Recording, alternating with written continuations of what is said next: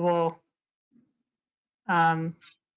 we're actually going to record this just in case anyone is unable to attend.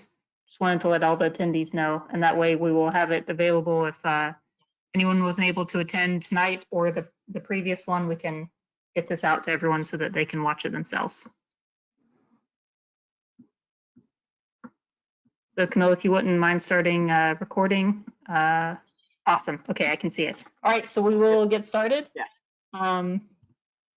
Tonight, just thanks everyone for attending. This is the second of two vendor VMS outreach webinars that we wanted to just present so that you would all have an idea of the different NOAA approved units that you will that are available for you to use with the upcoming VMS requirements.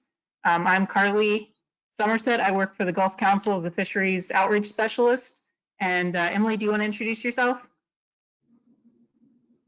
I sure do. I'm Emily Muhlstein. I'm the Public Information Officer with the Gulf of Mexico Fishery Management Council. Thanks, Emily. So first, I'm going to go through just a brief PowerPoint to introduce everyone to the requirements that we'll be discussing, and then the vendors are on here. You can all see them. They will be able to introduce themselves as they give their presentations during their spotlight. So I won't go through introductions with them right now.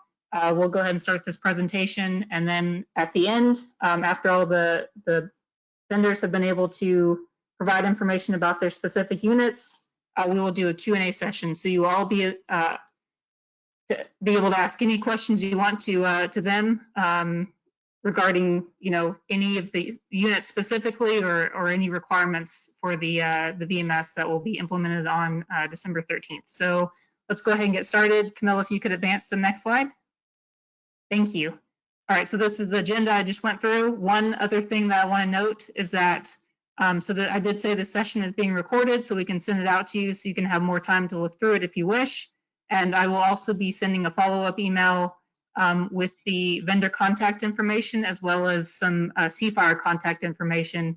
The CFIRE program and these requirements are a NOAA fisheries program, so they have a phone number to contact. You're always welcome to contact Emily or myself, but more specifically, we wanted to give you information to the CFIRE program staff so that you can ask them any questions regarding the requirements. Next slide, please. So this is for the Southeast For-Hire Integrated Electronic Reporting Program. I'm sure many of you know it as CFIRE. It's a little easier to say, so I'm going to refer to it as that. This applies to all vessels with a charter headboat reef fish permit and or charter headboat coastal migratory pelagics permit. So I know many of you as captains have both. There are also dual permitted vessels. So if you have a commercial reef fish permit or any other permit, so long as you have these one or both of these charter permits, you're required to abide by these regulations. So it has been implemented in 2 phases. So you're all aware that phase 1 started with the trip declarations and the electronic trip reports that are required for each fishing trip. And that effective date was on January 5th. So since January 5th, you should have been reporting your fishing trips and declaring those. So phase 2 is what we're talking about tonight. All vessels are required to have a VMS unit on board and operational at all times, unless you apply for a power down exemption. And so December 13th will be the effective date for this. So we wanted to make sure that you all have more information about specific units, just so you can get an idea of what would work best for you. Next slide, please. Sorry. So just a little bit more on the requirements. These VMS units that are available for you to choose from have been type approved by NOAA Fisheries.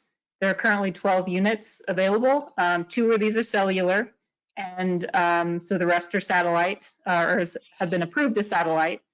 10 of the units are available with forms. So this means that you can submit trip information through the VMS unit. If you want to do it all as, you know, just all directly through the unit, if that's easier for you, you're welcome to do so.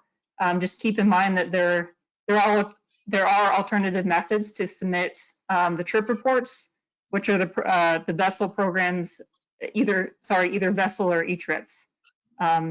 And we're also the council is currently drafting a framework action to allow for an exemption. This is in the event of VMS equipment failure or malfunction.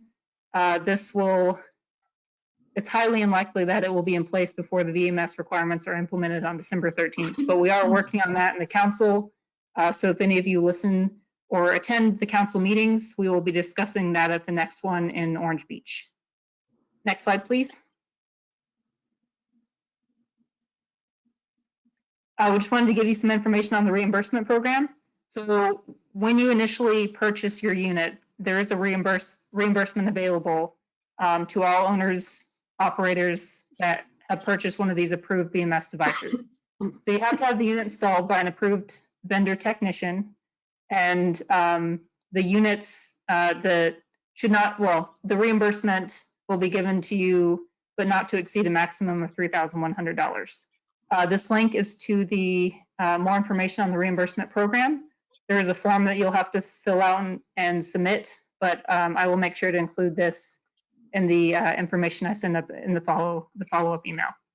The reimbursement return is expected to be within 2 to 3 weeks. However, as we get closer to the December 13th implementation date, if more people are purchasing units closer to that date, then just expect a longer time to get the reimbursement return, probably more of, closer to a month. Next slide, please. So that was it for me. I will turn it over to the vendors for our spotlights. Let's start with Andy with add value. Okay, great. I just need to, there we go, share my screen. I'd like to thank the Gulf Council for having me here today, for having us here today. I'm Andy Cool. I'm with Pivotel, we are an airtime provider. We're partnered up with Add Value and with Inmarsat. Add Value is the manufacturer of the terminal that is approved by NOAA for the VMS requirement. They are a satellite communication solution specialist for end user applications, as it says here. They manufacture very reliable, very robust equipment. Pivotel America, we are the airtime provider. We would be the people billing you for the VMS airtime and other airtime that you may opt for. Inmarsat is the network that our equipment works on. Inmarsat satellites are geostationary orbit, and they are always in the same place relative to the Earth and the Gulf of Mexico. If you can see the satellite with our terminal, you can always see the satellite. There's never going to be a time when you would not be able to, unless you were under a shed or in a garage. The equipment consists of course, the above deck unit, the antenna, the below deck unit, which has all of the various functionality. And we include one of our optimizer firewall boxes, which also gives additional wireless access to the terminal and all of its functionality. The signal goes from the terminal to the geostationary orbit satellite to a land earth station, which then puts you on the internet for both VMS and for other data that you may want or need, and also allows you to make voice calls. But the most important thing is that your forms and position reports go straight through to the Fisheries Authority's Monitoring and Control Center. So what we offer is not just the VMS requirement with our terminal. You also have, you do have everything you need in terms of VMS compliance. You have tracking e-forms and declarations built into our web interface, which can be accessed from a mobile device or from your computer. You have an internet connection, which allows you to do just about anything you would want to do for data. In other words, you can send and receive email and have fishing and weather data downloaded. We also offer voice calls through the handset that's included with the terminal, and also through an RJ11 port on board on the below deck unit. Here's the complete package. We've kind of covered this already, but you have the terminal, the handset, our optimizer, Add Value. Excuse me, Pivotel owns Redport, which is a brand of ours, and we produce many products. The optimizer is one of those. The cost per unit for the entire system, including the optimizer and the software to open up the VMS web interface, is $3,599, which would net to a vessel owner $499. Additional, we are going to provide a 1-year free email on our network, which would be GMN Mail, Global Marine Networks Mail. That would bring that delta down to a couple $100. We do stand behind everything we sell. We have a hot swap warranty program in place, and it's available at all major ports. So the monthly fees start at $59 per month, and that is strictly for hourly position reports. And then we have 9 different rate plans, which I'm happy to send to anybody who needs that. We've got 24-hour support, as I mentioned, and you can also reach us by email. My personal email is right here. If you would like to reach out to me, I'm happy to answer any questions or send you any more information. This is a spec sheet for both our optimizer and for the Fleet One terminal. I don't want to go into all of these details because I don't have enough time, but if you would like to maybe take a picture of that slide or reach out to me, and I'll be happy to send you these spec sheets. So essentially our terminal offers a future-proof solution, meaning that you would never have to buy a satellite phone or another satellite data terminal for use off the grid of cellular. You have everything you need in one terminal, and it has extra and additional features and benefits to you while filling this requirement for VMS. Thank you very much. I appreciate your time. I hope that I'm under the time limit this time, and I really appreciate the council for having us. Thank you, Andy. You definitely came in under time. I appreciate it. We will move to Bill with Faria Beatty.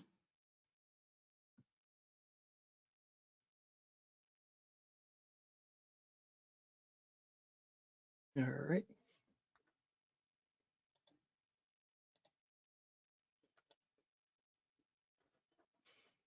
Can we see that?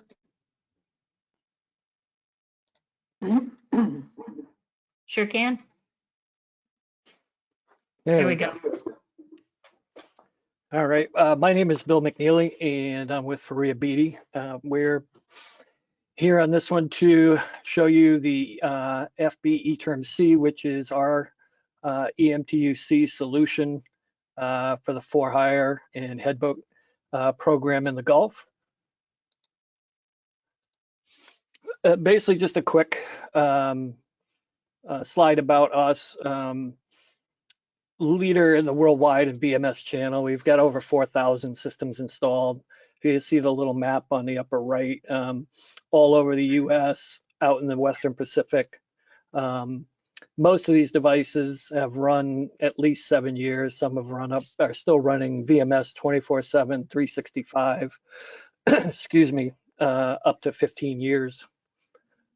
We've also installed on if you watch the Deadliest Catch, the boats up in Alaska, we've got a bunch of our systems, our satellite VMS systems installed on those. And we've also done a lot of VMS against that only stuff in China, FFA, NFA, Australia, New Zealand.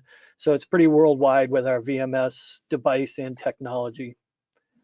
We do have full network of dealers that can be found on our website through our dealer locator.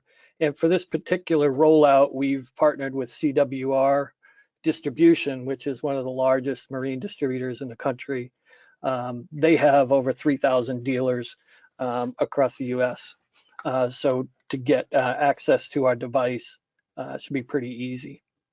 As far as our device itself, again, our cost for the eTerm-C is $19.95. Again, 100% reimbursed by NOAA. We also offer 1 year free airtime. Excuse me. Once that first year runs out, the second year is only $20 a month. That is AT&T 4G, and it covers all your requirements, either for position, for email, for e-forms. Would all be covered under that. You'd never have any overages. If you do want to opt for the satellite version, obviously they're more expensive and the airtime is more expensive. We do have type approved Watchdog 750 VMS, and again, it's Iridium satellite, and that cost for airtime probably runs somewhere around $60 a month. So you can see it's a little more expensive. This is our device, the eTerm C. And you can tell what we've done is we've got an Android base 7-inch touchscreen. Everything that you need for this rollout is included in this one device. You don't need separate devices. We have all the forms are in there. You can see in the picture where there's a little thing that says Southeast Forms. From the main screen, you just press there. You get your declarations, and you'll also get access to your log. The for-hire logbook. The front page gives you all the system status notifications, so you always know that you're connected and you're reporting as required. We do have a backup battery in there in case you do lose power. The eTerm runs on an Android operating system, so it's very robust and rugged, and it has great features with an internal GPS and GSM antenna. Therefore, you don't have to run anything up on the roof of the boat. It is 12 and/or 24 volt capable. Some of the features on the front, just to give you a quick indication, they're showing that you have cellular service, GPS service. This would be SAT, but in this version, there is no satellite. Lets you know that you're connected and ready, gives you all the updated hardware, firmware versions, your last location. So right by looking at the front screen, you know exactly what's going on with your device. Included here is just a quick look at how we show. This would be the logbook, the for-hire logbook. Again, this is there's a lot there, as you guys know. Page 1 basically goes through and kind of gives you an idea of the things that you need to fill out for the logbook. The second one, this would be your declaration. Again, you can see the setup. It's clear, it's big, it's easy to use, whether you're doing an intended or a non-intended, and if you're a charter head boat. And these get automatically submitted through your eTerm device. We've also added, or also have added, an email client. This is the same as our satellite version. You have K9 Mail. Again, it works just like your home email. You'll get a little envelope that says if you have mail, you go in, you can send, you can receive, and that's all part of the included in that cost of $20 a month. It included too, as we showed you a screenshot of exactly what you would have access to. This is a picture just showing the track of this particular boat out on the West Coast, that you can see where you've been and where you've gone. And I've heard from a couple of captains that customers, like to see a printout, or you can do something that show them, hey, this is where you were. We also have a button here that says position log. You can go into your website and we can save up to 7 years worth of position reports. So if you ever want to go back and look or see where you've been or what you did, it's available to you on your own website. The device itself, easy installation. Basically what's required for power is power and ground, 12 or 24 and ground. Comes with the device, an attachment harness so that you can run it. And then it also has a bracket, a mounting bracket. I threw this in, it wasn't in the last one, but just to kind of give you an idea of what the dimensions are. In this slide, it's in millimeters, but it's about 8.5 inches by 5 inches by 1.5 thickness. So we have had some guys already do a panel mount or a flush mount as opposed to using the bracket. So you could mount it a couple of different ways. Bill, sorry to interrupt, but I'm going to Yep. give you a 2-minute warning. Okay, I'm almost done, I think. Blame Jason, he added more slides. The last one is for support. If you have any issues with the device itself, there's 24/7, 365. At the top, you see our 800 number, and we also have a tech support email, and a little summary at the bottom kind of shows that everybody that uses that, a ticket gets created, a category gets created, and any action that gets taken on that ticket is shared with you. So every step that happens, you'll get an email, and you can respond to that same one as well. Southeast had added some requests for a bunch of stuff on the forms. These are all of them that they said would be nice if you could have. We've got them checked because they already exist in all our forms.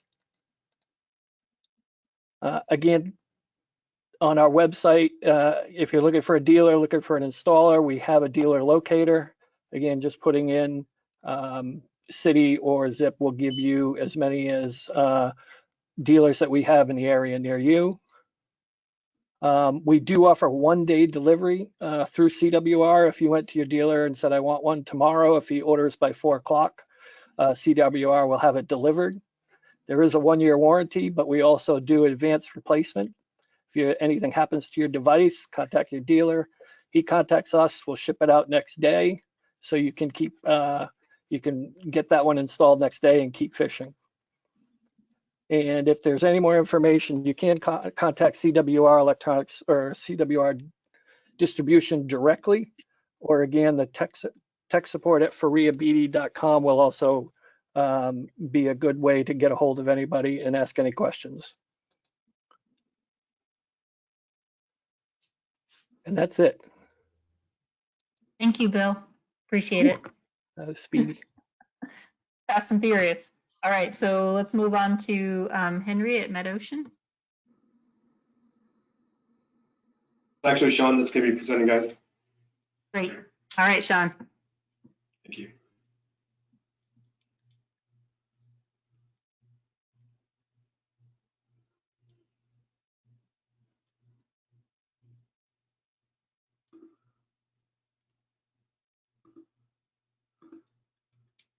Everyone see that?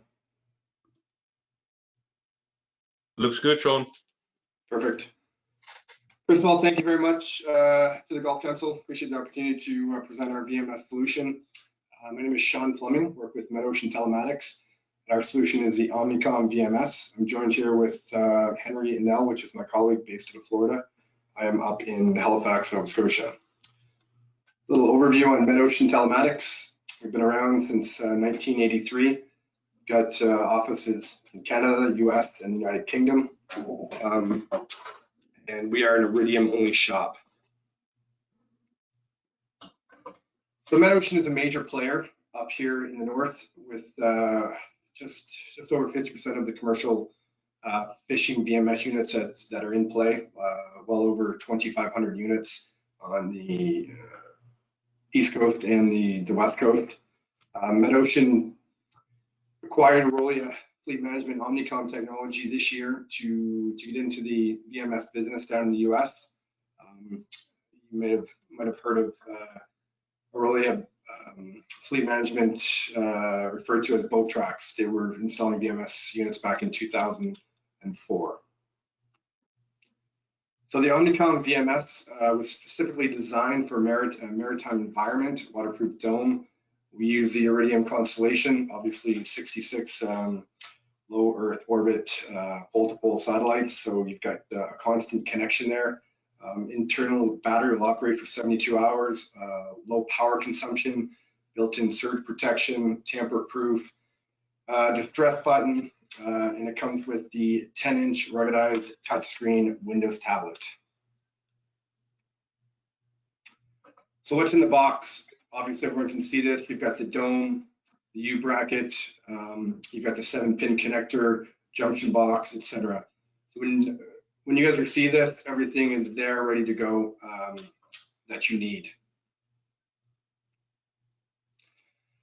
So a typical installation, fairly straightforward. The dome and the junction box installation only requires some basic standard tools, a drill, 13mm wrench, screwdriver kit, as well as some basic electrical tools such as a wireless stripper and crimping tool. From a mounting configuration, you pick, right? Horizontal, vertical, flat surfaces, whatever fits your vessel. Omnicom VMS Prism Vessel app. So it's a Windows-based app optimized for touchscreen. Oops, sorry about that.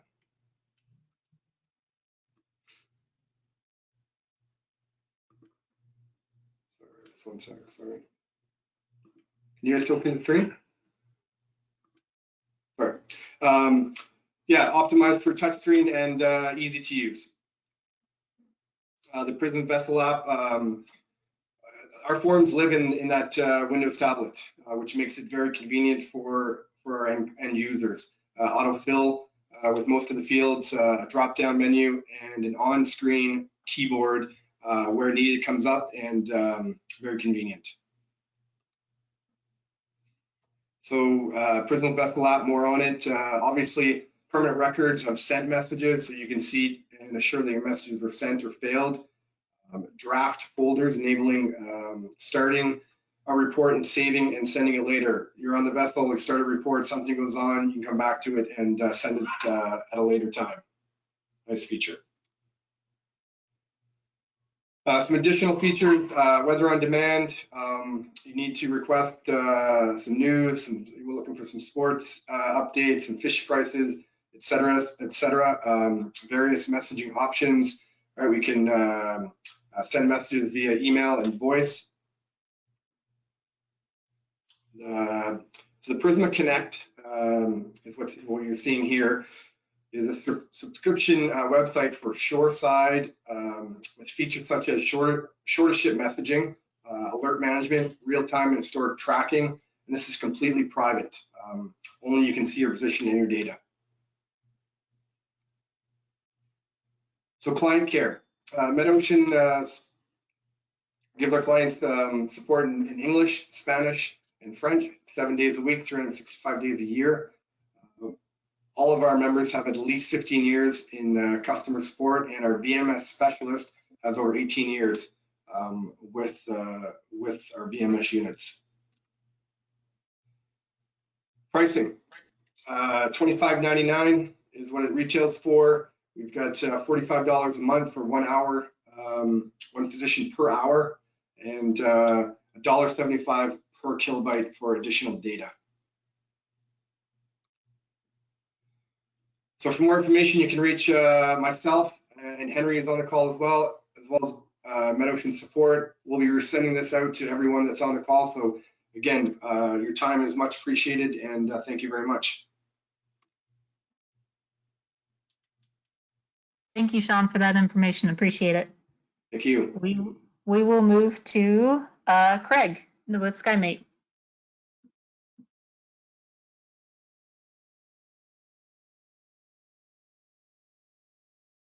All right, can you guys see this?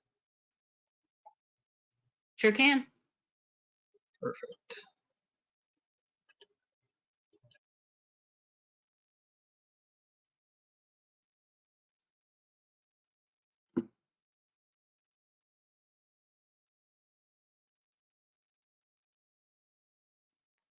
Craig, we're not able to hear the sound though, the audio. Sorry, you guys can't hear the audio? No, sorry, I can't hear it.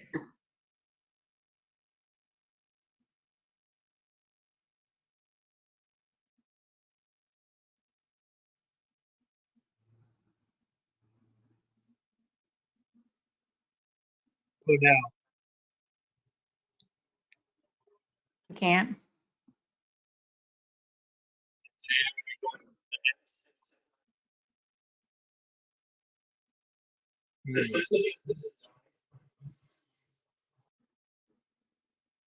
Still can't hear it. All right, can we skip to Nick and see if I can do some technical stuff in the 5 minutes? Sure, yeah, we can come back to you. That's not a problem. All right, thanks.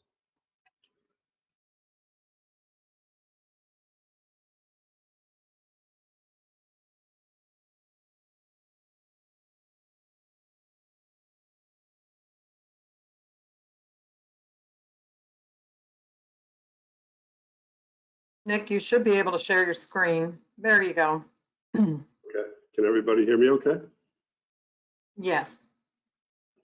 Well, thank you to Carly and Emily and the Gulf Council for setting this all up and all your efforts coordinating everything. My name's Nick Salvi. I'm with Woods Hole Group. I'm here to talk to you about NEMO today. You're going to want to need to open your presentation, Nick. We're only seeing your screen, not your presentation. There you go. Okay. So my name's Nick Salvi. I'm with Woods Hole Group. And we've been an environmental company since the early 80s here in the US. And today we're a wholly owned subsidiary of CLS, who's based in Toulouse, France, and one of the global leaders in fisheries. A couple of years ago, we developed this product called NEMO, like the Disney movie. And we've had it type approved with NMFS here in the Southeast region. I'm going to show you a little video, and then I'll get into the tech specs and some of the unique feature set that NEMO has today.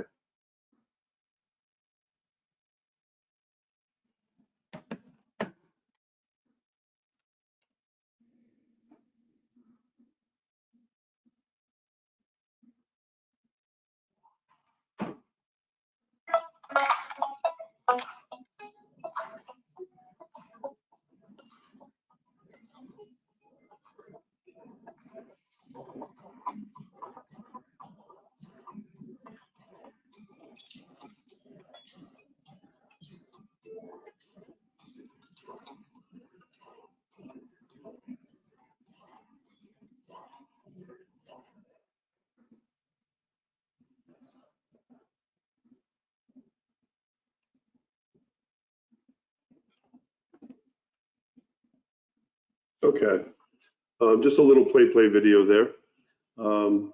NEMO has a unique feature set. First, it starts off, it has a 2-year warranty. It's a cellular-based tracking beacon. And when it's outside the footprint, NEMO will data log all of your positions. And then when you return into the cellular footprint, it'll automatically upload those into the cloud for you and automatically populate that information with National Marine Fisheries Service. It also has Bluetooth. So for those of you that are already using the Vessel app or the eTrips mobile app, from phase 1 of Seafire, this location beacon NEMO will satisfy the tracking part or phase 2 of Seafire. So you can continue to submit your catch reports via Vessel and eTrips, and you'll be all set. NEMO has Bluetooth so we can link to your catch reports to your actual vessel location. NEMO is also has a satellite backup component for distress and safety assistance alerting. If you're ever in a bad way beyond the cellular footprint, you can press the red button you see there on the screen, and that's going to send a 5-minute distress alert to people you deem necessary for email notification until that alert's resolved. One of the more popular features of NEMO is that it's also a solar powered unit. So after its initial charge, NEMO is going to operate in the Gulf sun for weeks or more likely months before it needs another recharge. It has a number of LED indicators. So when you're low on power, you'll have to just unscrew this weatherproof module here and plug it into a USB port on board your vessel. We provide you with that charging cable, and it's really a simple and elegant design in this simple form factor here. So one of the advantages there to just expand on the solar power is, for more traditional units like our own, we have a very well-established foothold with the National Marine Fisheries Service at the industrial fishing level, I'd call it, where today we monitor more than 1/3 of their fleet with our $3,000 VMS kits. Sorry, I lost my train of thought. So Nemo has a price point of $549 and an annual subscription of $349. And that includes all of your cellular, all your satellite backup for assistance in distress. And then it comes with a software subscription. So you and your partners, your loved ones can log in and see your vessel status at any given time. I'm going to show you. You can go to our website at thoriumvms.com and you simply click on the activation request form. And this is going to take you to where you can select Nemo, fill out all your pertinent information, come to the drop-down menu at the bottom, and select your plan. The most popular plan is the Nemo itself, bundled with that annual airtime plan. That activation request gets sent to our customer support team, and you're all set. So that is really all I wanted to share with you today. We've shared templates with Carly and Emily and Rich, and they can all share with you this presentation tonight, or also the template to come online and purchase your Nemo. So thank you very much. Thanks, Nick. And like you said, we'll make sure we get all of this information out, all the vendors who presented tonight, to the attendees, so that you guys can look over it and have a bit more time. So we will go back to Craig, see if we can get your video to work with sound. Yeah, let's try this one more time. All right. I've got it pulled up on my screen too as a backup, but hopefully this will work. Okay.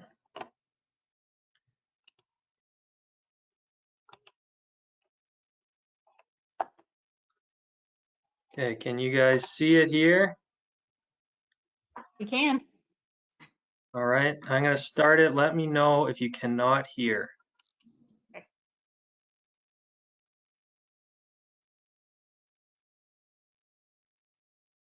Not hearing any sound, Craig.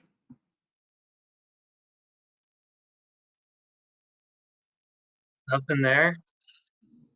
Nothing. Okay, so I think I'm just gonna, I'll play the video and I'll go through it through the mic then. Okay. So my name's Craig. I'm the product manager here at SkyMate, and I'm gonna be going through the M1600 VMS system. The system has been built for an easy-to-use, do-it-yourself installation. It covers all of your NOAA requirements and also includes things like VMS, email, text messaging, SOS, electronic monitoring, sea state. We have a Sentry add-on package and a Sky Tracker. The full system is $3,000 and it's fully reimbursable. The complete package includes 3 components. The first one is the communicator box. That's the main box. It either runs on 12 or 24 volt systems. It's designed to be very low power drop, so it can be put on a boat and you don't have to worry about battery consumption. The system has 3 built-in LEDs that notify you whether the system is working correctly. The first one's your power light. You also have a satellite light and Wi-Fi. The second piece is our keypad. So within the keypad, there's 2 SOS buttons for emergency, a message waiting light to let you know whether you have email or text messaging, and a boat monitoring turn on and off button. I'll get to that a little bit later. The antenna is very small, very easy to install. It's about 5 inches long by 4 inches wide by 2 inches tall. It can be installed either flush mounted directly onto the hardtop, or standard mount onto your standard 1 1/14 mount. The antenna does need to see the sky to get a satellite reception. This system comes with an Android tablet that must remain on board, but can work with any other device you have, like your cell phone or computer or anything like that.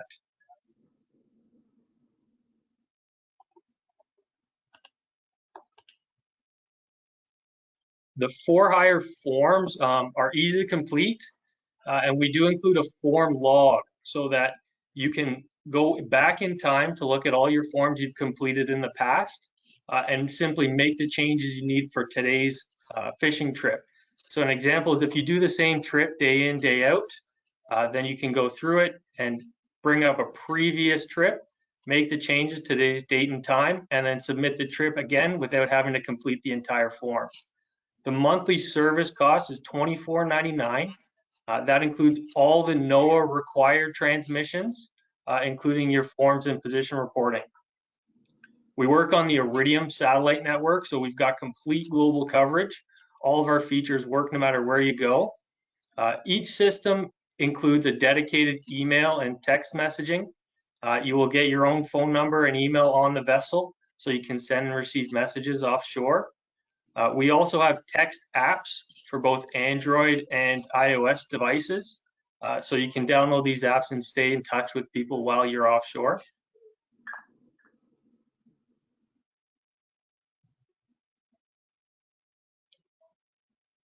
On top of these features, we also do weather. So we have things like point forecasts, NOAA zone reports, and buoy information. So you can get the live and historic information from all the buoys in the Gulf.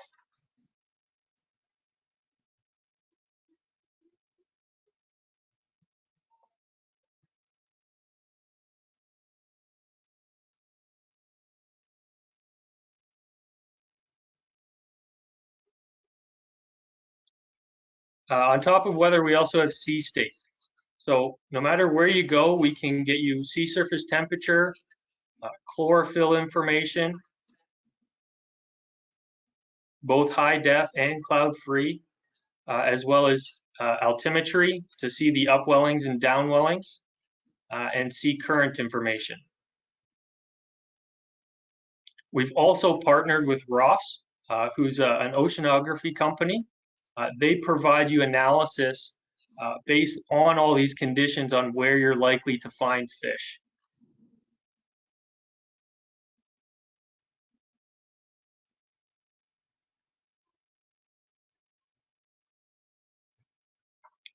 On top of all these features, we also have a Sentry add-on component.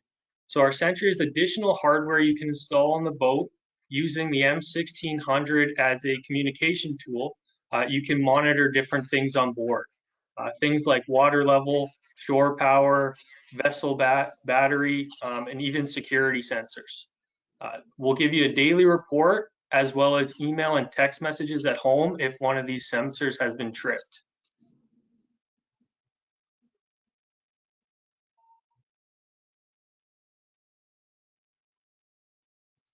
The Sentry system also allows you to control things from the boat. You can create rules to turn things on and off remotely. We also provide at-home tracking. In our system, it's called Sky Tracker. It allows you to monitor the vessel's current and previous locations, as well as send messages directly to the vessel.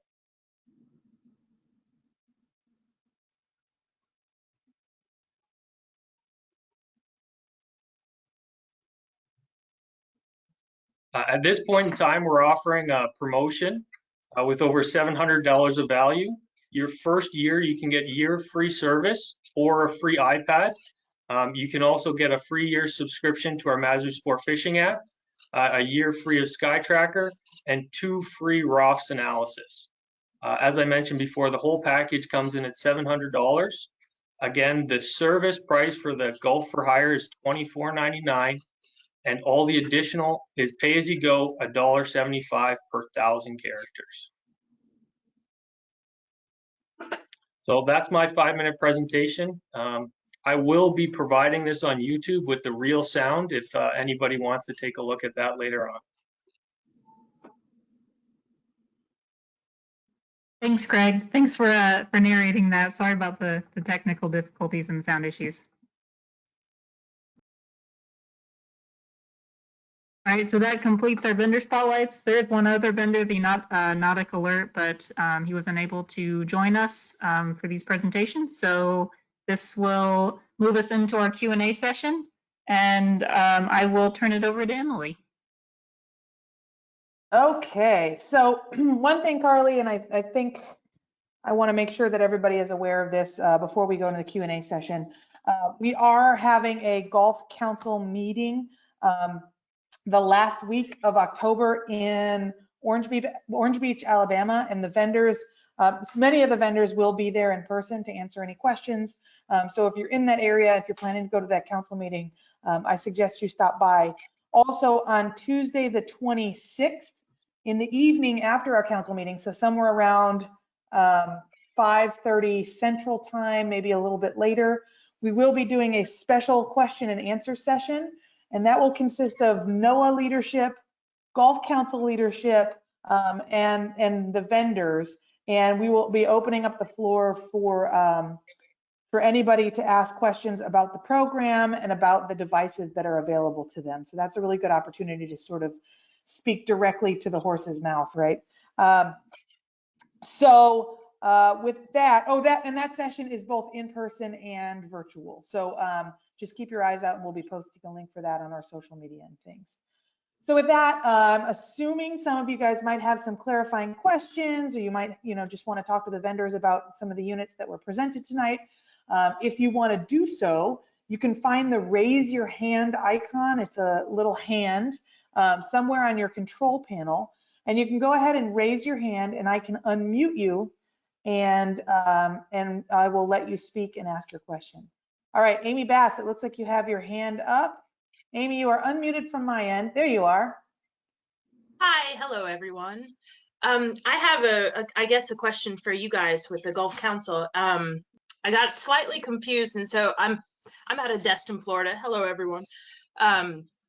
Basically, I got a little confused. We were a part of the pilot program, whenever that was, a few years back, and we have a thorium, Leo installed on the boat. And I had a hard time trying to find it on the website, whether or not it was still approved. What I found today is that it was approved. I just want to confirm that for one, and then I maybe had another question. Okay, well, let's check. Rich or Carly, can you speak to whether the thorium is approved for the for-hire program? It is, and actually that's Nick's, right, with CLS, and so I will turn it over to him real quick. Yeah, so the Leo is still approved. It has since been replaced with a next generation satellite, iridium-based satellite product called the Triton Advanced. So both of those are available. Those are around the $3,000 price point ballpark. And again, the Nemo is the next generation new kid on the block at $549 for the beacon. So yeah, we'd be happy to help you get that Leo back online, and if it's been powered down for some time, and we can update the forms and all of that. If you send a simple email to support@woodsholegroup.com, our support team will be able to take care of that for you. Great. And Amy, did you have a follow-up? I guess my quick follow-up will be just, I had called your help desk today. The woman there was incredible, very helpful. I think I called her 3 or 4 different times like a crazy person, but she was amazing. And I guess I want to confirm with the information she gave me, which I would believe to be true. We don't necessarily have to use the forms that go along with your tablet. We can simply pay for the service to have, the VMS be tracking us, and then continue to use the e-trips through, our cell phones the way we've been doing it for the last year. As opposed to figuring out where the tablet went that's kind of disappeared, or purchasing a new tablet. I just want to make sure that's correct too. Yes, ma'am, that's correct. You'll be compliant. You'll still be satisfying the catch reporting through vessel or e-trips. And then your Leo will take care of the location positioning. So you'll be all set. That's correct. All right, amazing. Thank you so much. A lot of us here in Destin with the DCBA and just different Destin boats got thoroughly confused on it. So I'm glad I have some clarity with that now. Appreciate it. Yep. Thanks for joining us tonight, Amy, and thanks for your question. Okay, so it looks like we're going to go to Joel Hobgood next. Joel, you are unmuted on my end. You'll have to unmute yourself. There you are. Okay. All right. So the question I have is, I run a center console boat that I keep on the trailer when it's not in the water. We typically cut the battery power off at the end of the day for battery charging purposes. How's that going to affect one of these systems when they're supposed to always be connected? That's a great question. So there is one of the units, and raise your hand if it's you or speak up, that does have a battery backup. I don't know if it would work in that situation. And then I would be interested, so it looks like Henry and Craig, and Bill. So I would be interested to hear just from our vendors, if he's regularly turning off his battery, how do these systems? Oh, and I put it in the garage too. So I know that was an issue on a couple of these systems. Okay. So anybody online want to sort of speak to how that works and whether or not you would, your device would function undercover? Well, Emily, I guess I'll take a shot. The Nemo is solar powered, and if it has a full charge, remains in the sun, it's going to power itself for weeks or months for you. If you're putting it in the garage, I think that's going to require you reaching out to the Southeast office and submitting a power down request, which I believe they accommodate quite readily. And, that's taken care of the same day for you. So depending on how long you're offline, I think that would dictate which product you may want to purchase. But again, the Nemo, if fully charged in the sun, it's going to power, it'll sustain itself for several weeks or months, which for a center console is probably pretty desirable. And we do run, center consoles where I'm at. I guess the biggest concern I have is that it goes on the trailer after every trip, and it goes in the garage cleaned up after every single trip. So are we supposed to call for a power down every day? And I guess that's for the Gulf Council. Yeah, that's for the council, but if it's an overnight thing, your Nemo will be okay in the following morning when you come back out into the sunshine. No, is it going to read while it's sitting in the garage? Yeah, Joel, I'll jump in. So the power down exemptions have a minimum requirement of 72 hours. I believe Rich is on the webinar as well. So, that would not be feasible if you're doing it every day. So he may want to jump in, but if Bill or Sean or Craig want to, talk about their unit specifically and whether they would be feasible as far as when you power down your phone, if they would still work. Yeah, I'll jump in on ours, but I think it pertains to everybody's. We did install a backup battery in our device this year, and it'll run for probably, I think we're 48, 72 hours. So it's not meant to be, a week, a month, or 2 months, or anything like that. It's supposed to try and protect you. If you lose power for a short period of time, then the device will continue to operate. As far as anybody else, when you're in a covered building, you're not going to get satellite. You're probably not going to get GPS. You'll still get GSM, and a lot of it depends on the type of the roof, the building itself. So I know that's a concern that I think, Carly, you had mentioned on the opening slides about, when somebody stores this, even if it's daily or 2 days, how that positioning is going to work for everybody. So I don't think any vendor is better or worse. I think it's just a matter of science, if that helps. Yeah, just to jump in there, what I tend to recommend on that is with your cell phone, go into airplane mode and stand in your garage and see if you can get a GPS signal. If you can get a GPS signal, you're most likely going to be able to get a satellite signal. If not, you're going to have to figure something out there. So we're supposed to just leave our boats outside then, so the No. Gulf Council can monitor position?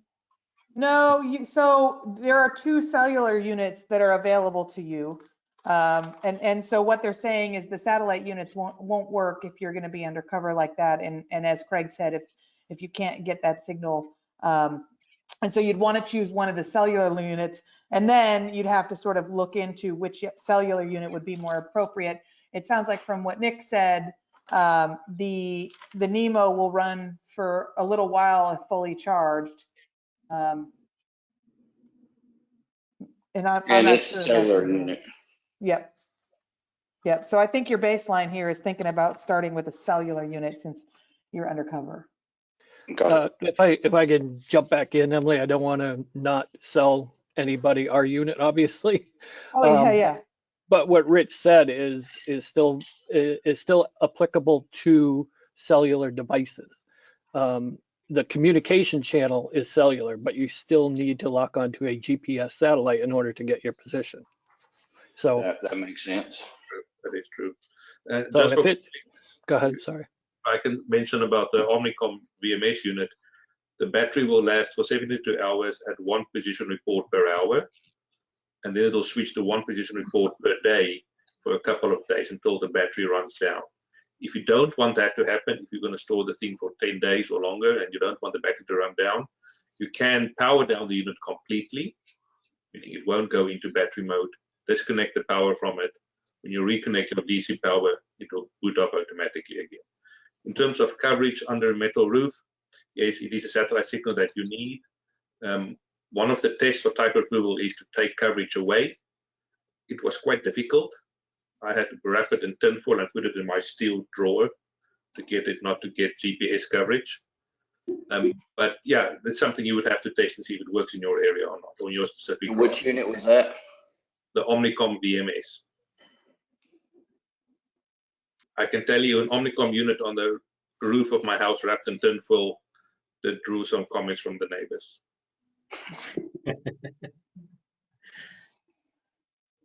All right. Okay. Joel, is that enough information, or are you still? Yeah, it is highly a concern. Yeah. Yeah, I think your situation is a unique one, and it sounds like you might be a little bit challenged. I guess my suggestion to you would be to reach out to each of the vendors individually and work with them on how you can test their unit before purchasing it. Okay. All right. So we're going to move on to Jerry McClure. Here we go. Jerry, you are unmuted on my end. Okay, yeah, thank you. This is Jerry McClure. I'm in Biloxi, Mississippi. Of course, this is all new to everybody, but one of my questions is the installation of this equipment. I understand that it has to be installed by a professional installer. Is that correct on pretty much most of this equipment, or is that something else? Yeah, so the requirements say that it must be installed by a certified technician, and each of the different vendors are responsible for determining, how to become a certified technician. And a lot of them in the presentations mentioned how easy or hard it is to install the units. And I believe at least one of the units will certify any captains installing their own unit to install it. So I don't know if any of the other vendors want to speak to that. I mean, basically what it's coming to, guys, is this is the end of the season for most of us charter boats. We're going to be putting our boats in the yard, and they're going to be out of commission for a month or even longer, just depending. So these devices that we're going to be installing got to be installed by December the 13th. And basically they're going to go right into a shutdown mode. But to me, Bill, your piece of equipment kind of interested me. It doesn't look like it has to have a satellite antenna installed on that unit, but it looks like it's just basically a 2-wire hookup. So that's what I caught from what I could see out of your equipment that you're promoting there. I'm better at putting my hands on equipment. I'd like to get the firm date when this thing's going to be in Orange Beach, so I can physically look at it before I decide on which one I want to purchase. But you know, all of us guys over here is all new to all of us, and it's, we're not saying we're happy about it, but I mean, it's just part of what we got to do now. So it is what it is. Well, thanks, Jerry. And your question is one that has reached a lot of people, and including me several times today. The way we have created our program was following the Federal Register in similar to rollouts that we've been a part of in Alaska, the Northwest, Hawaii, that all devices, EMTUs, EMTUCs, were supposed to be installed by a certified installer through a dealer or a certified dealer. And that, if you look at the forms for your reimbursement, also asks you to write down the dealer's name, and the certified installer of that dealer. Now, these satellite ones are much more sophisticated than our current device for EMTUC. So we could go either way. We could do self-install. We could do it and do it yourself. If we talk to you and find out that if vendors can approve you as a certified installer, then we'll absolutely do that. On the other side, it's much better to go through a dealer. You get your warranty, you get somebody servicing, you have somebody to call on in your area should anything go wrong. And also for our 24-hour, send ahead replacement, it's much easier to have a contact right there to go through. But I guess that's my 2 cents on the self-install. Yeah, Well, I mean, same with us too, Jerry. We have a DIY install. Nemo was specifically designed as a self-install because it was designed with simplicity in mind. So we will certify you like we would certify our reseller network to install it. It's just powered up and it's 4 screws. So I mean, I'm an electrical engineer.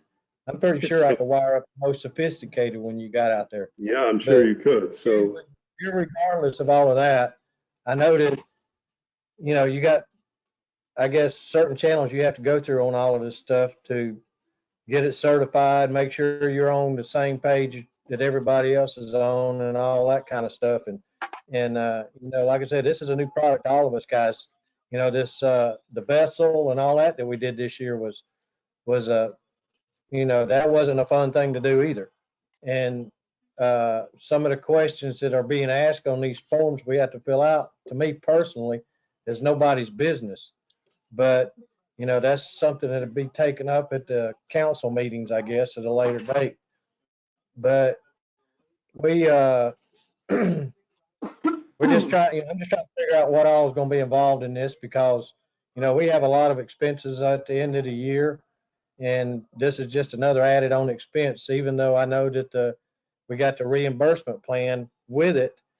You still got to pay an installer to put it in, and then, it's just the hassle of doing all this stuff. I don't know.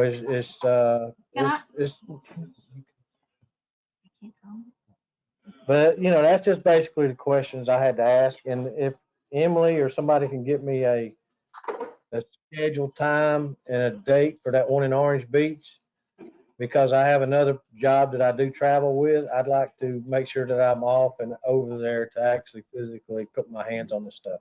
So Jerry, that council meeting is being held in Orange Beach from October 25th through the 28th. And I would suspect that the 26th, if you're free, would be the best day to go because that is the day that all those vendors are going to be there staging for that question and answer session that we're having.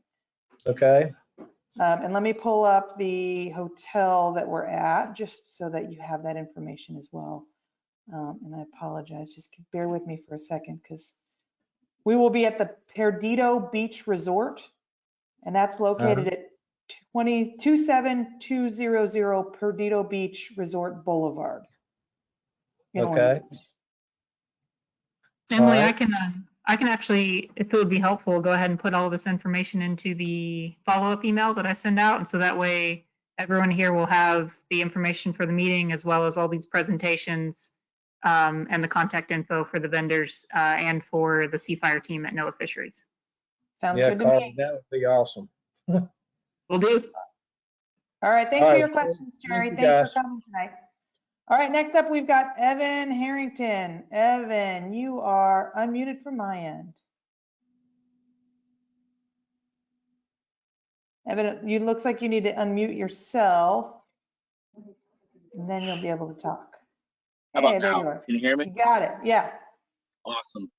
Hey, thanks for y'all's time. I do have a couple questions, and it's going to kind of go in line with some of the other questions that been asked. But the first one is, we started with the first phase of this when I guess there's a couple more units, and I don't know the unit name, but I know the website is like a Snap It HD. It's a solar panel system or solar panel unit. Do we know if that one's still an approved unit or not? So Carly, if you don't know the answer, I'm going to unmute Rich and I'm going to see if there he is. Hey, Rich. Yeah. Hey, good evening, everyone. Quick question, Evan. No, the Snap It IT is not an approved unit. It was in our pilot GPS program we did 2 years ago, but they have not submitted an application for approval to date. So that they are not an approved unit. Okay, All right, and well, I'll throw that in the water. Rich, do you think that it's worth Evan's time for him to contact the Snap It folks and encourage them to get to be approved, or? I would think it'd be good. It's up to them though. The Snap It folks, you know, it does take time and effort to get approved. We have an approval process that's set up through our headquarters law enforcement office. And it generally takes 3-4 months to get an approval if things work out well. But it's a basic, some questions you have to answer, and then we do a 30-day sea trial on it. But I would push, if you want to push in, Evan, ask Snap and say, hey, why haven't you submitted your application for approval yet? Might be a good idea. So Evan, before you throw it in the water, you might want to do that because that's your cheapest option. But you know, if they don't show interest, you know, we can't really force them, and it sounds like you'll have to get a new unit. Right. And then also with the whole metal roof, I mean, we're here in Freeport, Texas, and I mean, our wet slips are under a heavy duty metal roof. And I know that all the units are going to lose the satellite signal daily. You know, at 6 a.m. they're going to get it, and 6 p.m. they're going to lose it. So that's going to be an issue, right? That sounds like it's going to be an issue. And while we've got Rich, I wonder if Rich can speak to that, because that sounds like it's kind of a reoccurring. Yeah, Emily, thank you. So we considered this during the process, and that's why we went to look at cellular units. You know, commercial vessels are pretty much, they're not going on the roof unless it's a pretty big roof. But we've realized the 4-hire vessels do dry storage, and they're on the roofs more. So that's why we went with the proposed satellite coverage and satellite approval of the units. So in Joel's question and your question, Evan, is like Craig mentioned, test your cell phone, put it on the airplane mode, and see if you get cellular reception in that area. If you do, well, you can get a cellular unit. If you don't, you know, that's up to you. But the power down, you can submit the power down form. It's online. You submit it. It's automatically approved unless the next day we come in. Say you submit it at 6 a.m. We'll look at it at 9 a.m. or 8 a.m. whatever. And if there's no issues with it, it's approved. You're good to go. But we don't want 1,000 of these things coming in a day because we can't handle that many as a system. Just to be honest. But if you submit the power down form, you should be not moving for 72 hours.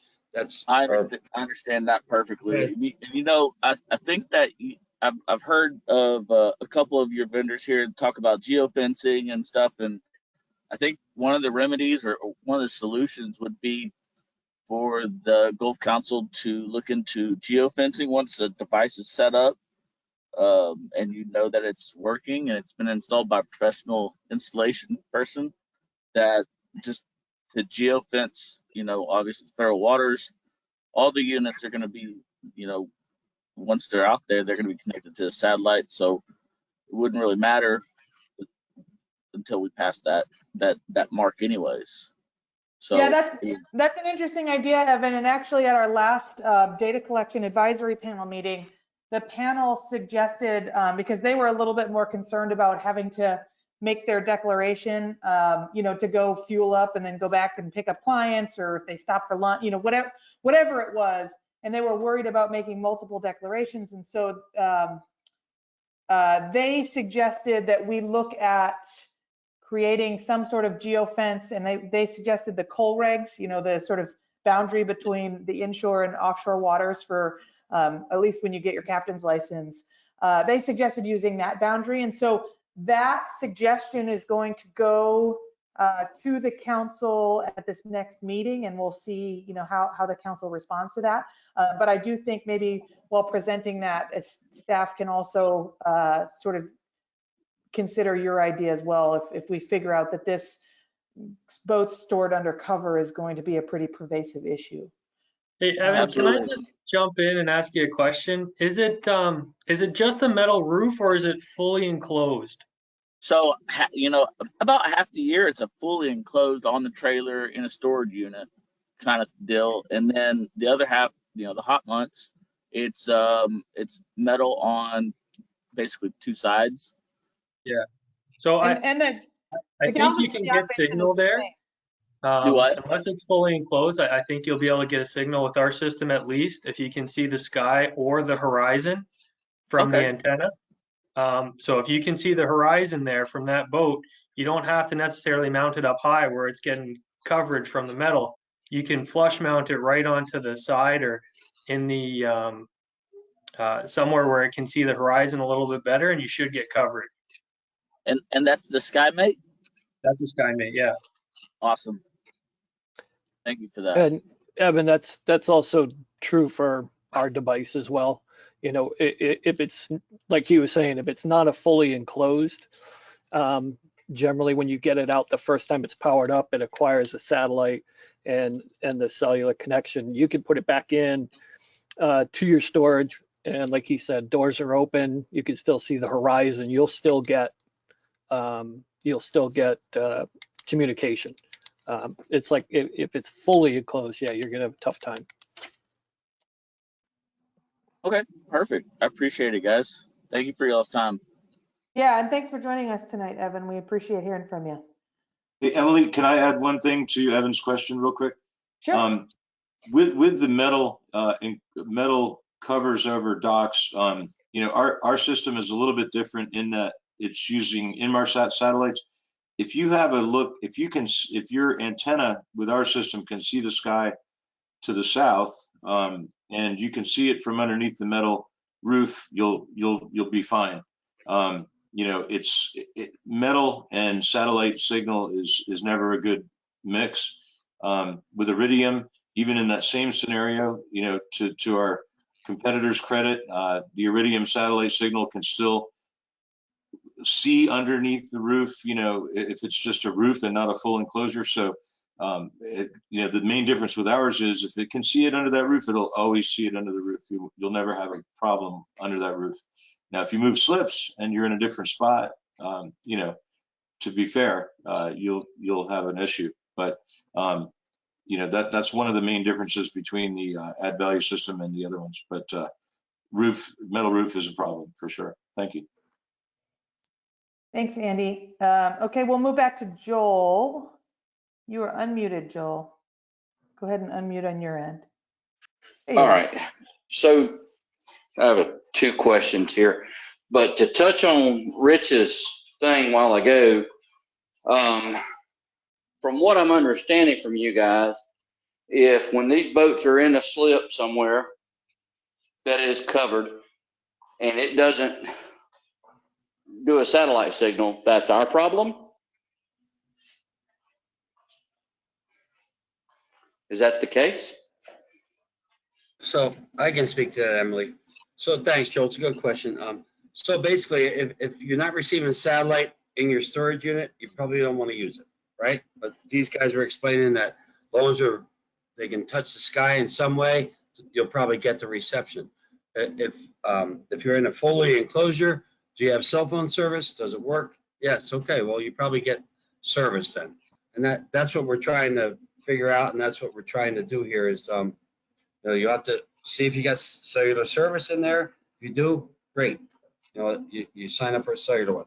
If you got satellite service in there, sign up for whichever one you want. And they seem to all be on the edge of functioning even under that metal roof. But a full enclosure probably won't get a satellite.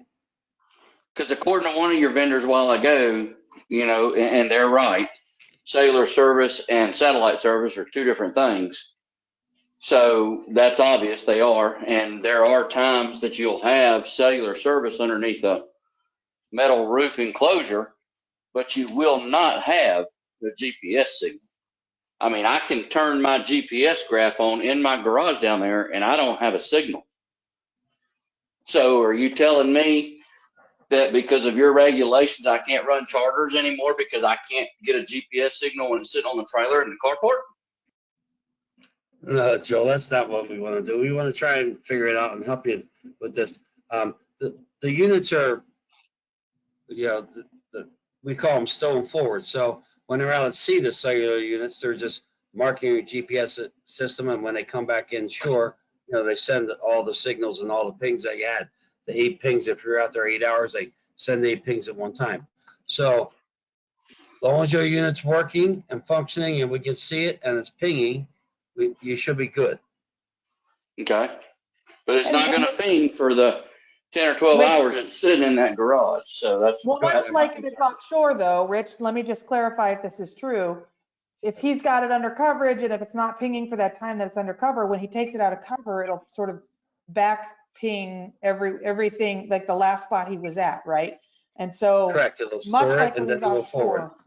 Right. So same thing. Problem solved. When you go offshore and you come back in, it's going to dump all that data. When you go undercover, once you come out of cover, it's going to dump all that data as well. Is that right? Correct. Okay. Okay, so if that's the way it's going to be, then that problem is solved. Yeah. So Rich, from what Rich is explaining, from what I'm understanding, a cellular unit is probably your best bet. Okay. And then the second, go ahead. Go ahead, Joel. No, go ahead, by all means. I would make sure with the cellular units, the approved ones, the Nemo and Freya, Bill and Nick, that's how it works, right? Yeah, I was gonna jump in, Nick. If you want to jump in first, that's fine. I guess the easiest thing to say is no, that's not how it works. Okay. It needs to have what Emily's saying, what Rich is saying is it does store and forward. I mean, when you go out and you get outside cell range, you're pinging every hour for however many hours you're there. We store it. Once you come into cell range, boom, it sends it. But it's also acquiring a GPS position every hour, and that's what's determining what your position is and using the cellular to send it. So in the scenario of being in a car park, not a car park, because I think those will probably be okay. If you're in an enclosure, it still has, unless it's close enough with, we said doors open where we can still see the horizon, any device that is in there is not going to have anything to store and forward. It's not getting a position to then when he comes out into cell range be able to populate the 12 hours he was sitting in an enclosure, unless he's able to get GPS in that enclosure. I guess that's kind of why I want to make the difference. Because my Garmin that has an antenna on top of the T-top will not pick up a GPS location under the cover. So I'm just curious as to how.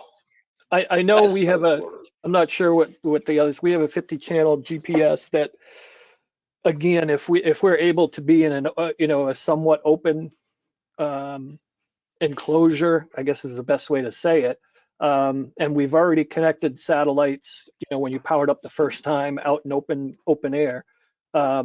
We have very good track record of getting those GPS position reports, even if you're under the roof. Okay. The device shoots through fiberglass. It will shoot through, some metal roofs, depending on how high they are and how thick or thin they are. But I just want to make sure that we understand the difference between, GPS being a position, which, you need that with SAT and you need that with cell. But those are communication channels, not necessarily position reporting.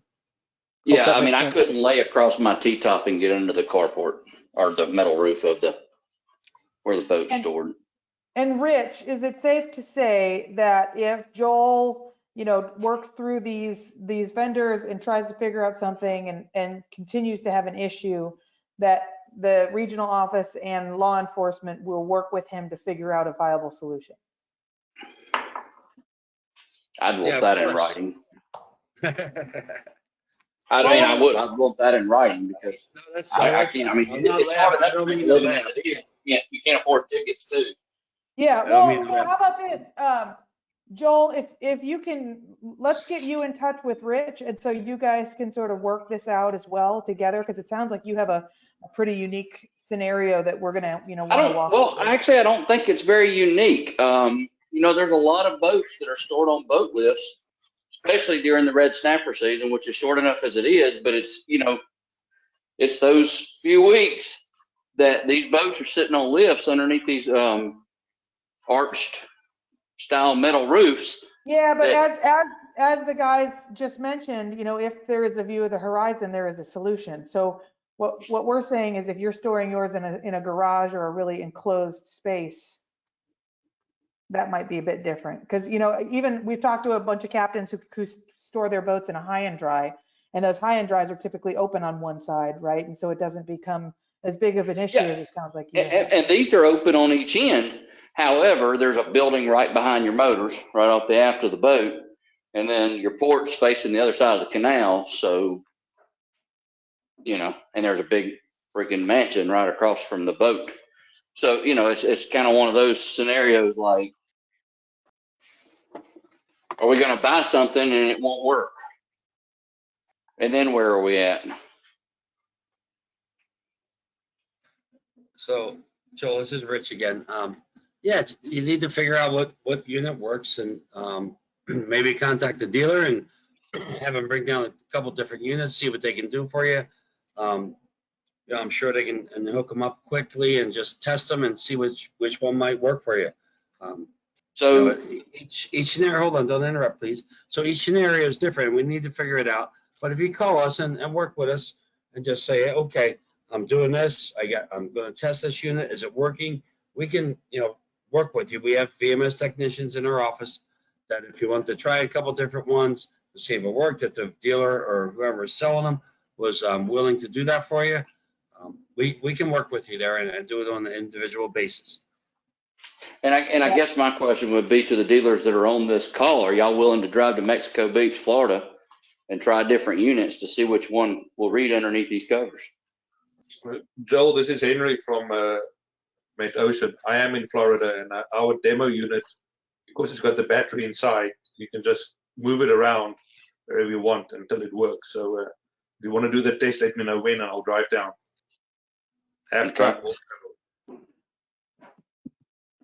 All right, so that solves that. Now, I did have the second part of my question. There's a monthly subscription that goes along with all the units, obviously. And my question is, I noticed that several of the units say they keep your waypoints and everything private, and all your trips private. If that's the case, what are you guys monitoring?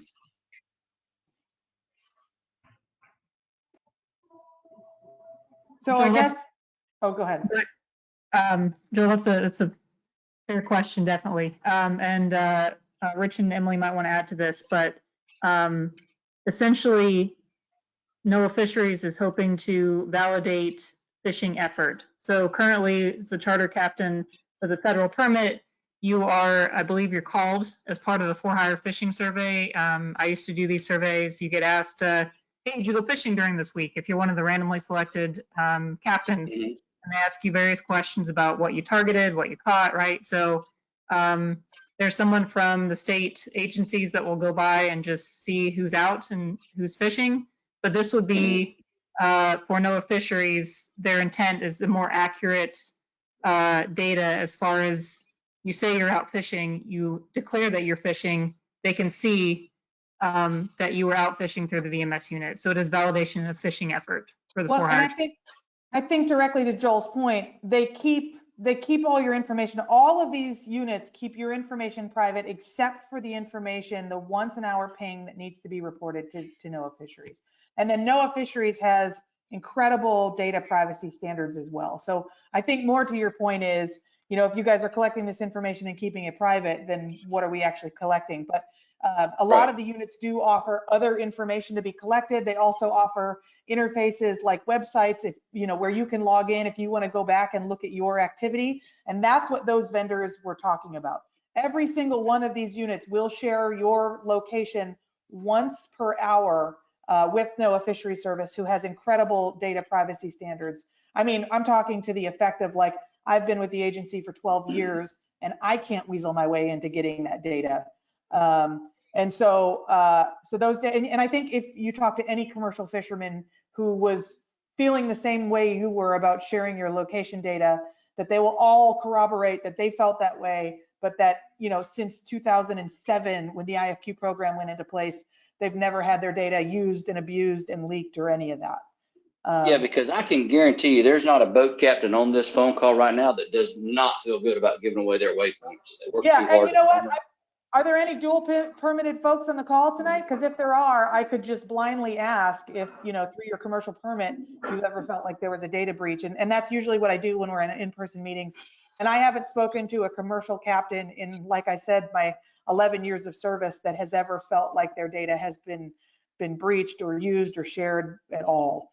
Like I said, those data And that's standards are fair. really I was just tight. curious as to, I mean, everybody made a very strong point of saying all of your positions and your information is secure to only you, but you apparently it's not. Well, so it's all, I mean, the point is that once an hour ping is being shared. What they're talking about is those extra features when they have the website where you can go back in and look at your trip data and that stuff. That's all, they keep it all secure on their end, except for that once an hour ping that they are required to share with NOAA Fisheries. So Joel, I believe that we get your we have your email address for registering for this webinar. And so I'd like to continue to have a conversation with you. So I'll make sure that Carly and Rich follow up as you sort of start working with the vendors, because you know clearly you have some very real concerns, and I hear them, and I totally understand where you're coming from, and I want to make sure that we do our due diligence to make sure that we get your problem solved as a team. Oh, that'd be great. And I'm happy to work with any way possible at all to figure out any simple solutions to these very simple problems. Yeah. So we're going to work with you. We've got your email address, and we'll track you down. You're in Mexico Beach, so if I can't find your email for some reason, I can find you through other people. I'm sure it's not a big place. But we're going to move on. I've got 3 more hands up. Okay, but go right ahead. I thank you for your help. And you can track me down if we don't come good on our promise. All right, Joel. We'll figure this out together. I understand your concerns, and I appreciate you taking the time to listen tonight. Oh, thank you. Emily and Rich, this is Nick with Woods Hole Group. I'm perfectly willing to try and help Joel resolve his issue with the NEMO. It sounds like he needs a cellular device. Okay, great. So what we'll probably do is follow up with Joel with not only the direct contact information for the vendors, but we'll give him Rich's information, and then he and I will, or Carly and I can also sort of address some of his concerns. So we'll tag team that one and make sure that we get him taken care of, because I think he has some very well-founded concerns. Okay, so let's move on to Michael Teagarden. Michael, are you there? Yes, I am. Hey. Hey, a quick question. Is the installation covered also in the in the cost of it, the reimbursement by a certified dealer? So no, the unit itself is reimbursed up to, I believe, $3,100. Somebody check me if that's wrong. Installation is not reimbursed. So you would be on the hook for your monthly cost as well as the installation of the device. But as you probably heard when everybody was giving their presentations, the installation for a lot of these devices is quite simple if that's a limiting factor for you. Right. And okay, then I have a couple quick little questions. Yeah. about the Nemo. Where is it mounted? Can it be inside the boat and being solar powered through the window, or does it have to be outside the boat? And that would make it a little bit harder to run the power cable to it at that point. It's a great question. We're recommending if it's not outside, you can put it in the wheelhouse on the windowsill. That's a perfectly fine location for your Nemo. Right. It charges up with like a USB charger, like a smartphone. Yeah. So right, I know that. It's pretty simple to top it up. And if it's getting steady sunlight throughout the day or week, it will continue to sustain itself. And then it'll give you an LED light flash when it needs to be recharged by that USB cable. Sure, that's great. My only other question is, do I work that unit? Do I submit my logbook through my cell phone like always at that point? Yeah, if you're using eTrips Mobile or Vessel, which are kind of I'm using my cell phone. Okay, so those apps you would continue to use. Rich can keep me honest here. And then, if you chose Nemo, that would satisfy the location part of the CFIRE program. So you'd have both phases covered. Okay, that was my main thing, because I finally, Miss Emily, I finally got used to using my cell phone, my app. See, you can teach an old dog new tricks, can't you? Yeah, thanks, girl. That and the patience of the wife sitting next to him. Well, thank you for that. I'm sure you alleviated me from a number of phone calls. All right, that was really all my questions. Unfortunately, poor Joel should understand that there's nothing private in the Gulf of Mexico. He should worry about other boaters with good radars that can ping his location. But besides that, thank you very much. I think that answered all our questions. Thanks, Captain. Good to talk to you. All right, we're going to move to Amy Bass, and then we have one final hand after that. Amy, go ahead. Yes, the last gentleman asked kind of a couple of my questions, so great job, sir. Another question about the Nemo. Somewhere it said something about Bluetoothing to the unit. What's the purpose of that? Like, what do you get from Bluetoothing to the Nemo if you can use the eTrips or the Vessel to hail out and do your reporting? Just easy question. So we work with the integrators that developed eTrips Mobile and Vessel, so Bluefin Data and HarborLight Software. And we have APIs established, which are point-to-point data pipes in the cloud. And they're stitching together the vessel locations from your Nemo with your catch report. They're making that happen behind the scenes in the cloud for National Marine Fisheries Service. But looking forward a little bit, we have an installer app, for example, where through Bluetooth, I can link to this Nemo and manipulate the configuration settings on this Nemo. And in the not too distant future, if NMFS wanted us to develop our own app, we could do that as well. And that again would link through Bluetooth. So it reduces the daisy chain or the requirement to have cables connected.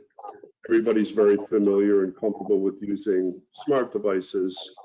So that was part of the the feature set when Nemo was being designed.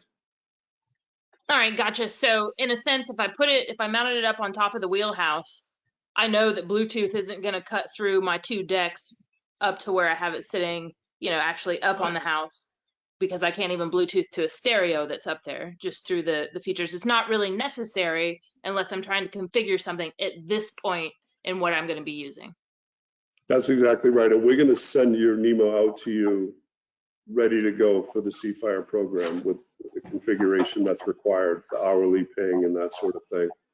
So there's nothing that requires you to link to it with the installer app. All right, perfect. Thank you so much. You bet. Thank you. Okay, we're going to move on to Matthew.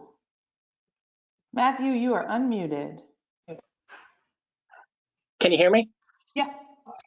Okay, my question is, I am actually getting my captain's license soon, and when is my deadline to have one of these units installed on my boat? Your deadline is whenever you get your federal permits on your vessel. So it's December 13th, or if it doesn't happen, before then when you get federal permits for the vessel, you'll have to get this unit before you start operating as a federal for-hire vessel. Okay, and federal, you mean like within a certain amount of miles offshore? Yeah, so if you plan to fish outside of 9 miles, then you would need a federal refish or coastal migratory pelagic permit. Right, yeah, that's what I figured. I don't plan on doing that right off the bat. I'm just gonna stay inshore. I just need to know. And you don't need anything until you decide to pursue federal permits. Oh, okay, so I don't need any of these until I need to decide to spend $30,000 for the permits. Got it. Yep. These devices are linked to having federal permits and fishing offshore of 9 miles. Gotcha. Well, I appreciate that information. It's great to watch the video anyway. All right. Well, thank you so much for coming. Thank you. Okay. Well, I don't see any hands up. I thought I saw one extra hand, but I don't. So with that, it is 7:38 and we've gone a little bit over our time. So what I would just sort of like to conclude with is, first, I thank everybody for their time, both the vendors and the captains who came out to join us. We hope that this was a good opportunity for you guys to learn about the different units that are available. Also, I just want to make it very clear that we understand that these are hugely different and new requirements, and that they are not only scary, but also kind of annoying, both financially and just because getting used to something new is terrifying. And I understand that captains don't necessarily want to share their location information or some of the fields that are even on the fishing report that you guys are already required to be filling out. So thank you for doing your best to comply with this program, despite whether or not, you guys sort of support it. I do want to say that, for the Golf Council, myself and Carly are always available to talk through these issues. And so, you can always just call our Golf Council offices and tell them you want to talk about for-hire stuff, and they'll put you in touch with one of the two of us. Rich Malinowski is your man over at NOAA. And then other than that, we have all of the vendors that were here tonight that are all willing to work with you as much as they need to in order to get you a unit that works for you. So Carly, do you have any concluding words about your follow-ups or any of that before we say goodnight? I think you pretty much covered it, Emily. I will make sure to get this out to everyone who attended. If you would like a copy of the presentation as the recording, sorry, then feel free to let us know, and I can get that over to you as well. It's probably a pretty big file, but all the vendor presentations, the council presentation I gave, all the contact information will all be sent to you. And as Emily said, feel free to reach out to us with any questions at all. Call, email, text, whatever you need to do. We'll make sure to help you out. And as Emily said, thanks to all the vendors and everyone who attended. And we went a little bit over. We really appreciate your time tonight. All right. Thank you, everybody. We're going to go ahead and terminate the webinar for tonight. Thanks a lot, folks. Thank you. Thank you, Emily. Thank you, everyone. Bye-bye.